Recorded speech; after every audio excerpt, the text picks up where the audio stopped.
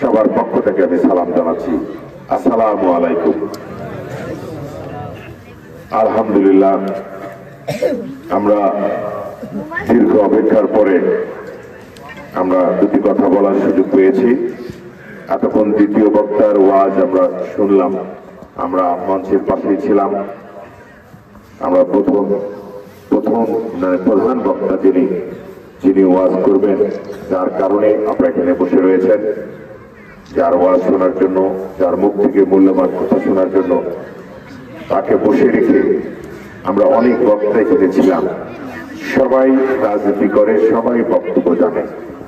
আমরা তার সম্মানে তাকে আমরা সুযোগ করে দিচ্ছি। উনি যেন বেশি করে কথা বলতে পারেন। তারপর সব নেতৃবৃন্দ মিলিয়ে আমাকে সময় দিয়েছে যে আমি দুটি কথা বলে প্রধান বক্তার আমরা ওয়াজ শুনবো ইনশাআল্লাহ। যাই হোক বন্ধুরা, আমি এই কিছুদিন আগেই, প্রায় মাসখানেক হয়নি, এই ভান্ডারীপাড়ায় আমি এসেছিলাম একটি ওয়াজে। তারও বেশ কিছুদিন আগে আর একটি ওয়াজে এসেছিলাম আমি। আজকে আমি 3 দিন বোধহয় একটি ওয়াজে এই গ্রামে এসেছি।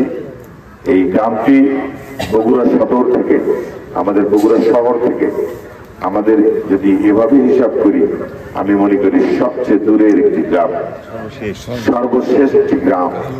যে গ্রামের সভাপতি, যে ওয়ার্ডের সভাপতি আমাদের ইসাস আছে, কোথায় এই মানুষটার প্রতি সম্মান রেখে আমি এই দাওয়াতটি নিয়েছি। শহীদের প্রতি সম্মান রেখে এই দাওয়াতটি নিয়েছি। আমি যখন শুনেছি ঈসা ভাই দাওয়াত দিয়েছেন, ওনাকে যেতেই হবে, ওনার দাওয়াত নিতে হবে, আমরা ফালাতে পারিনি। কারণ এই মানুষটার প্রতি আমাদের সম্মান রয়েছে। এই বয়সে এই শরীর নিয়ে আমাদের বিএনপির মোটামুটি প্রতিটি প্রোগ্রামে উপস্থিত থাকার চেষ্টা করেন এই ঈসা ভাই। তার প্রতি আমরা সম্মান জানাচ্ছি। এবং আজকের এই মাহফিলে আপনারা যারা উপস্থিত হয়েছেন, আমি বক্তব্য বেশি রাখবো না। কারণ এদেশের মানুষ একটি পরিসংখ্যানে দেখা গিয়েছে, আমেরিকা ইউরোপের মানুষগুলোর চেয়ে বাংলাদেশের মানুষের রাজনৈতিক সচেতনতার জ্ঞানটা অনেক বেশি। আপনাদের গ্রামের যে মাচাং রয়েছে, সেই মাচাঙে যে আলোচনা হয়, সেটাও কিন্তু জাতীয় রাজনীতির আলোচনা হয়। কারণ এখনকার মানুষ এতটাই সচেতন। আপনারা সবাই জানেন যে আমরা দীর্ঘদিন এই ওয়াজ মাহফিলগুলোতে আসতে পারে নাই, বিএনপির নেতৃবৃন্দ কথা বলতে পারেন নাই। আজকের এই যে যিনি বক্তা আছেন, উনিও কিভাবে সহজভাবে এই কাজগুলো করতে পেরেছেন কিনা আমার সন্দেহ। যে এই ধর্ম কর্ম নিয়ে দাড়ি টুপিওয়ালা মানুষগুলো, তাফসীর কোরআনের ব্যাপারগুলো সবকিছুই প্রায় কিছুটা অলিখিতভাবে নিষিদ্ধ ছিল একটি সরকারের আমলে। এই সরকার ছিল এই জনগণের বিরুদ্ধে একটি সরকার, যার ধর্ম ছিল না, যার কর্ম ছিল না, যার গণতন্ত্র ছিল না, যার মানুষের বাক স্বাধীনতার প্রতি মিনিমাম কোনো সম্মান বোধ ছিল না, আমাদের গণতান্ত্রিক অধিকারের প্রতি মিনিমাম সম্মান বোধ ছিল না। এই সরকারের দ্বারা, ওই সরকারের দ্বারা নির্যাতিত ছিলাম আমরা। মামলার শিকার হয়েছি শুধুমাত্র একটি অপরাধে। আমরা এদেশে একটি সুষ্ঠু নিরপেক্ষ নির্বাচন চেয়েছিলাম। বাংলাদেশের মানুষ যেন তাদের ভোটাধিকার প্রয়োগ করতে পারে, বাংলাদেশের মানুষ তার ধর্মকর্ম যেন সঠিকভাবে পালন করতে পারে। এই দাবিগুলো করতে যে আমরা বাংলাদেশের মানুষ বিপদগ্রস্ত ছিল, সেখান থেকে আমরা উদ্ধার হয়েছি। আমাদের যাদের কারণে উদ্ধার হয়েছি, যারা রক্ত দিয়ে আমাদেরকে পথ নির্মাণ করে দিয়েছিল। আমরা 17 বছর আন্দোলন করেছি, সরকারকে ফালাতে পারি নাই, কিন্তু আমাদের সন্তানরা পেরেছিল। তারা জীবন দিয়ে, যুবকরা তাদের জীবনের রক্ত পথে ঢেলে দিয়ে, রাজপথে ঢেলে দিয়ে, বন্দুকের নলের সামনে দাঁড়িয়ে আজকে সরকারকে বিদায় করে দিয়েছে। আমরা সবাই তার জন্য দোয়া করবো, আল্লাহ পাক যেন সেই শহীদ সন্তানদেরকে কবুল করে নেন এবং শহীদের মর্যাদা দেয়, এবং তার পরিবারদেরকে যেন এই কষ্ট সইবার আল্লাহ তৌফিক দান করেন। তারপর অনেক পরিবার রয়েছে যে পরিবারে একটি মাত্র সন্তান, সেই সন্তানকেও বাড়িতে রাখা যায়নি। দেশের টানে, দেশের মানুষের টানে স্বৈরাচারের বিরুদ্ধে প্রতিবাদ করতে গিয়ে পুলিশের গুলিতে নিহত হয়েছে, শহীদ হয়েছে। এমনি বহু পরিবার রয়েছে, এখনো বহু পরিবারকে খুঁজেই পাওয়া যাচ্ছে না, যাদের লাশকে শনাক্ত হতে দেওয়া হয়নি। এমনি ভাবেই একটি দেশের অবস্থা ছিল, সেখান থেকে আল্লাহ আমাদেরকে পরিত্রাণ দিয়েছে। আল্লাহ পাকের হুকুম ছাড়া কিছুই হয় না। আল্লাহ পাক আমাদেরকে সবাইকে এই স্বৈরাচারের হাত থেকে রক্ষা করেছেন, মুক্ত করেছেন। আমরা সবাই বলি আলহামদুলিল্লাহ। এখন আসুন, এই যে আমরা একটু ভালো আছি, এই বাংলাদেশের মানুষ বুক ভরে নিঃশ্বাস দিচ্ছে, মনে যা আসছে কথা বলছে, এই ভালোটা অনেকেই ভালো চোখে দেখছেন। তাদের মধ্যে সবচেয়ে বড় কে? যারা পরাজিত হয়েছে, যারা পালিয়ে গিয়েছে, সেই শক্তি আমরা ভেবেছিলাম, অনেকে ভেবেছিল যে এর মধ্যে নিঃশেষ হয়ে গিয়েছে, কিন্তু নয়। আমরা এখন টেলিভিশনে দেখছি, আমরা এখন সামাজিক যোগাযোগ মাধ্যমে দেখছি, তারা পলাতক অবস্থা থেকে ওই ইয়ের ভিতর থেকে, খায়ের ভিতর থেকে মাথা বের করে কথা বলা শুরু করেছে। তারা এই সরকারকে নিয়ে, এদেশের আন্দোলনকে নিয়ে, শহীদদের আত্মত্যাগ নিয়ে, প্রতিনিয়ত কটাক্ষ করে একটি দেশকে আমাদের বিরুদ্ধে লেলিয়ে দিয়েছে।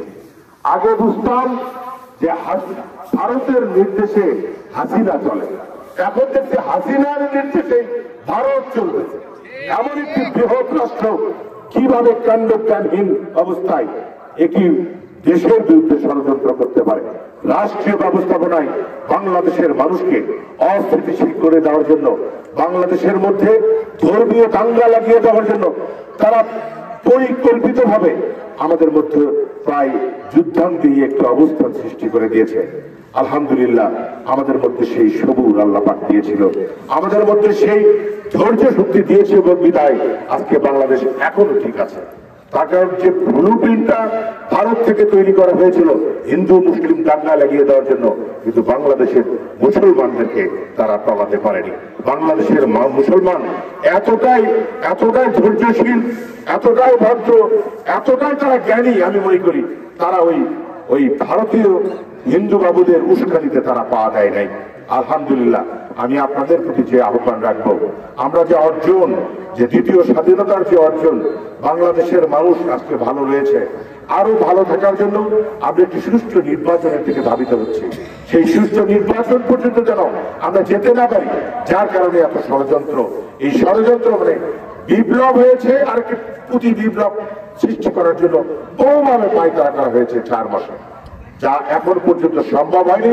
আমি মনে করি বাংলাদেশে আর কখনোই হাসিনার কোন বিপ্লব, হাসিনাকে ফিরে নিয়ে আসার কোন আন্দোলন বাংলাদেশের মাটিতে কখনো সফল হবে না।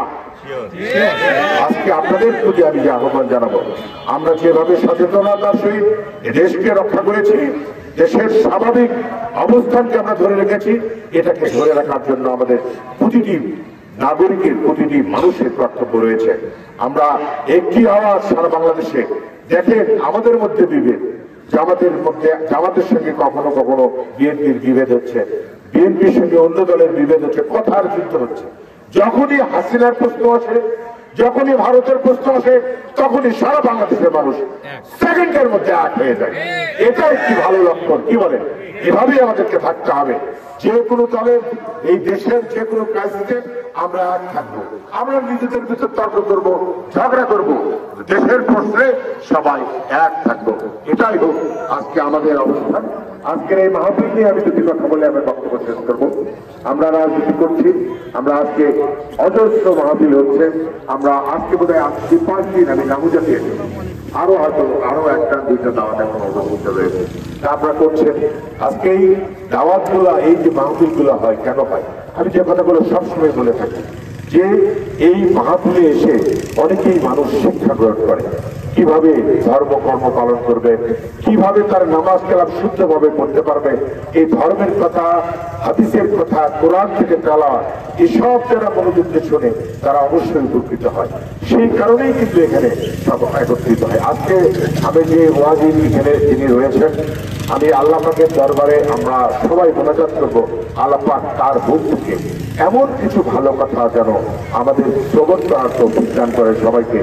আর সেই শ্রবণের মাধ্যমে আমরা যেন আমাদের জীবনকে আমরা সংশোধন করে নিতে পারি, আমরা যেন অতীতের ভুল থেকে শিক্ষা নিয়ে আগামীকাল থেকে আমাদের পরিপূর্ণ আমরা ধর্মকর্ম পালনের দিকে আমরা মনোযোগী হতে পারি।